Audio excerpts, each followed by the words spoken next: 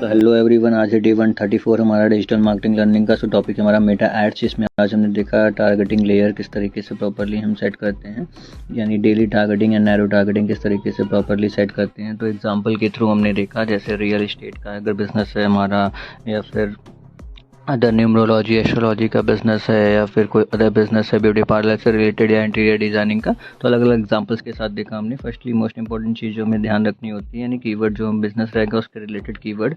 तो डिटेल में क्या होता है, हमें प्रॉपरली डायरेक्ट हम वो जो कीवर्ड है उसको मेंशन करते हैं सर्च में डिटेल टारगेटिंग के, देन उसके अकॉर्डिंगली जो आता है प्रेफरेंस में उसे हम सेलेक्ट करते हैं। एंड देन हमें ये ध्यान रखना होता है जो ऑडियंस साइज है हमारा वो प्रॉपरली 7 लाख के बराबर होना चाहिए। उससे ज़्यादा अगर हो रहा है तो हमें इसके लिए न्यू क्रिएट एड सेट जो होता है वो न्यू क्रिएट करना होता है। अदरवाइज़ क्या होगा, सेम पे हमें 7 लाख से ज़्यादा नहीं करना होता है। यानी 3 कीवर्ड अगर हम चूज़ कर रहे हैं या 4 कीवर्ड, तो उससे बस ये ध्यान देना है हमें 7 लाख से ज़्यादा नहीं होना चाहिए।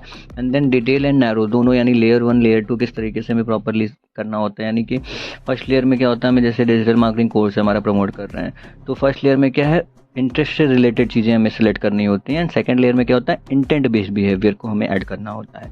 ये कंप्लीट चीज़ें हमने देखी आज की क्लास में, किस तरीके से हम narrow targeting, audience and properly चीज़ें देखते हैं। नेक्स्ट आगे की क्लास में देखेंगे। तब तक के लिए keep learning, keep growing, bye and do follow.